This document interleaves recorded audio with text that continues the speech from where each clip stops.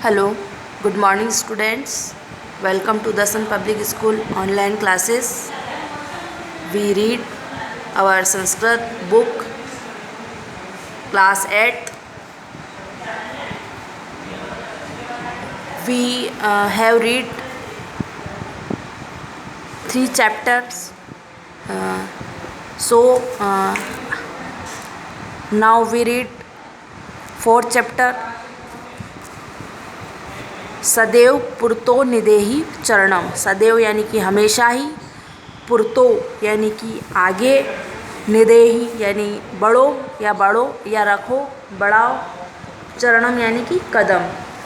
इसका मीन्स है, इस चैप्टर का मीन्स है हमेशा ही अपने जो कदम है वह आगे बढ़ाओ। चरण आगे बढ़ाने से मतलब यहाँ पर कवि का ये है कि हमेशा अपने जीवन में तरक्की करो, सफलता प्राप्त करो, मेहनत करो। श्रीधर भास्कर वर्णेकर।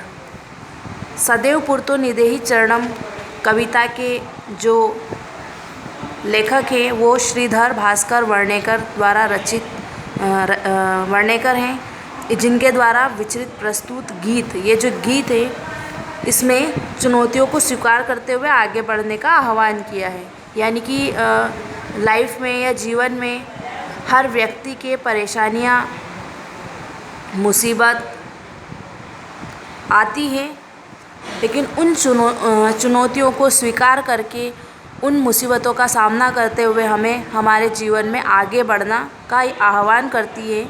इसके प्रणेता राष्ट्रवादी कवि हैं और इस गीत के द्वारा उन्होंने जागरण तथा कर्मठता का संदेश दिया है।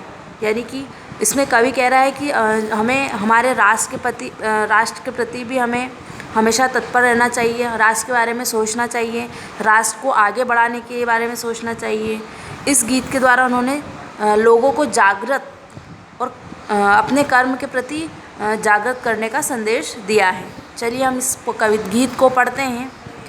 फर्स्ट पैराग्राफ या फर्स्ट गद्यांश। चल चल पुरतो निदेहि चरणम, सदैव पुरतो निदेहि चरणम। गिरिशिखरे ननु निज निकेतम, विनेव यानम नगारोहणम। बलम स्वीक्रियम भवति साधनम, सदैव पुरतो निदेहि चरणम। इसका फर्स्ट जो श्लोक है, फर्स्ट जो अंतरा है, ये है फर्स्ट पैराग्राफ। यहाँ पर शब्दार्थ दिए हुए हैं। इन शब्दार्थ के माध्यम से हम हमारा इसका ट्रांसलेशन करना शुरू करेंगे। चल चल पुरतो निदेहि। चल चल का मतलब होता है चलो चलो, पुरतो यानी कि आगे, चरणम यानी कि कदम, और निदेहि यानी कि बढ़ाओ। यानी कि चलो चलो, हमारे जो कदम है वह आगे की तरफ बढ़ाओ। यानी कि लाइफ में कुछ करने के लिए सोचें, ठाने और उसको करें। गिरिशिखरे का मतलब होता है पर्वत की चोटी पर, ननु यानी अवश्य, निज निकेतम यानी कि हमारा जो अपना घर है, यानी कि अपना घर निश्चित ही पर्वत की चोटी पर है, लेकिन फिर भी विनय यानम नगारोहणम, फिर भी बिना यान के, बिना वाहन के, अपने बल पर, अपने बलबूते पर हमको वहाँ पर पहुँचना है। यानी कि रास्ते में कितनी भी रुकावटें, मुसीबतें आए, लेकिन उनका सामना करते हुए हमें आगे, हमारे जीवन में आगे बढ़ना है। बल स्वकीयम भवति साधनम, यानी कि अपना जो बल है, साधन, अपना जो शक्ति है, उसको ही अपना साधन माने। उससे उस अपने बल से, अपने शक्ति से हमेशा हमारे कदमों को आगे बढ़ाना है। हमारे जीवन में हमको हमेशा आगे की राह पर चलना है, हमेशा प्रगति करनी है, उन्नति करनी है। इसी तरह से यहाँ पर इसका भावार्थ दिया हुआ है, संस्कृत भावार्थ और हिंदी भावार्थ। इस पद्यांश में कवि श्रीधर भास्कर वर्णेकर ने राष्ट्र के सामने उपस्थित चुनौतियों को स्वीकार करके आगे बढ़ने का आह्वान किया है। यानी कि राष्ट्र के सामने जितनी भी चुनौतियां आती है, जैसे अभी फ़िलहाल ही देख लीजिए आप, अभी कोरोना जैसी महामारी को हमने हमारा जो देश है वह सामना कर रहा है और इससे लड़ रहा है और लड़कर बिल्कुल जीत रहे हैं। इसी तरह उन्होंने कहा है, भारत के जो निवासी हैं, तुम निरंतर आगे चलो, अपने कदमों को हमेशा आगे रखो, याद रखो, तुम्हारा अपना घर निश्चित ही पर्वत के शिखर पर हो, लेकिन बिना किसी वाहन के हमें उसको पहुंचना है, उसको पार करना है। इसके लिए कोई साधन नहीं है, केवल तुम्हारा बल ही साधन है। तुम्हें अपने सामर्थ्य ही चुनौतियों को पार करके अपने कदमों को हमेशा उन्नति के मार्ग पर आगे बढ़ाना है। पथि पाषाण विषमा प्रखरा हिंसा पशवः परितो घोरा सुदुष्करम खलु यद्यपि गमनम सदैव पुरतो निदेहि चरणम। पथि यानी कि राह पर, मार्ग पर, पाषाण यानी पत्थर, मतलब अपने रास्ते में पत्थर, मार्ग पर कितने ही पत्थर, विषमम यानी कि टेढ़े मेढ़े, प्रखर यानी कि तीखे, तेज, नुकीले, मतलब हमारे रास्ते में कितनी भी परेशानियाँ हैं, कितनी भी मुसीबत आए हमें, या हमारे चारों ओर हिंसक पशु हों, भयंकर हिंसक पशु हों, परितो घोरा यानी घोर पशु हों, यद्यपि गमन निश्चय ही अत्यधिक कठिन, फिर भी यद्यपि हमारा जो गमन है वह निश्चित ही अत्यधिक कठिन हो, हमारा जाना वहाँ उस मार्ग पर जाना कठिन हो, फिर भी हमेशा हमें आगे बढ़ना चाहिए, यानी फिर भी हमेशा आगे बढ़ो।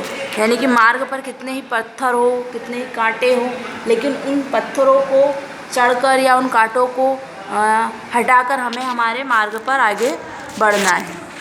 इसका भावार्थ है यहाँ पर प्रस्तुत गद्यांश में कवि ने उद्बोधित किया है कि सदैव अपने कदमों को बाधाओं से विचलित न होते हुए आगे रखना है।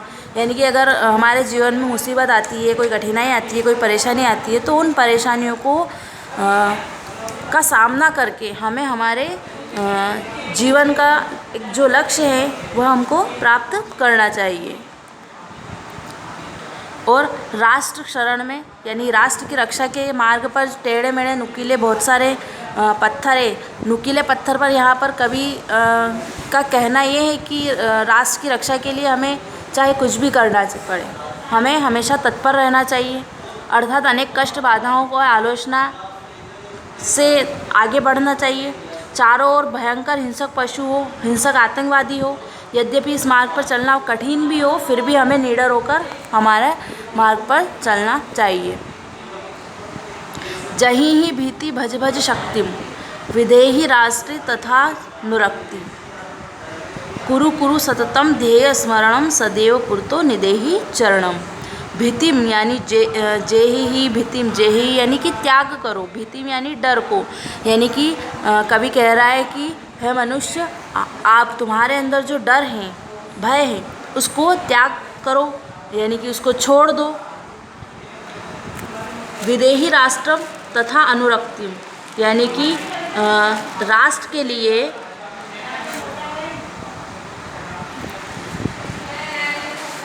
शक्ति करो, जप करो, सेवा भाव करो, राष्ट्र के प्रति प्रेम रखो, निरंतर उद्देश्य का स्मरण रखो, हमेशा ही अपने कदमों को आगे बढ़ाओ। इसमें कवि कह रहा है कि आपके अंदर जो डर है, किसी भी चीज़ को करने का जो डर है, उसको छोड़ो, अपने बल और अपनी शक्ति के अनुसार स्मरण करो, और हमेशा अपने देश के प्रति प्रेम और निष्ठा का भाव रखो, सदैव उस उद्देश्य का स्मरण करो, हमेशा पॉजिटिव रहो, अच्छा सोचो, अपने पैरों पर को राष्ट्र की रक्षा और उन्नति के मार्ग पर हमेशा आगे बढ़ाते रहो। ये जो पाठ है सदैव पुरतो निदेहि चरणम, इसमें ऑल ओवर कवि हमसे ये कहना चाह रहा है कि हमें हमेशा हमारे लक्ष्य को प्राप्त करने के लिए रास्ते में आने वाली बाधाएं, रुकावट, परेशानियों का सामना करते हुए उनको हरा कर हमें हमारे लक्ष्य को प्राप्त करना चाहिए। उसी के साथ हमें हमारे देश की रक्षा के लिए हमेशा तत्पर रहना चाहिए। जब भी हमारे देश पर कोई आ जाए, कोई मुसीबत आए, तो हमें उससे लड़कर हमें उसका सामना करना चाहिए। जैसे अभी एक उदाहरण के तौर पे मैं आपको बता दूं कि अभी इस कोरोना जैसी महामारी के बीच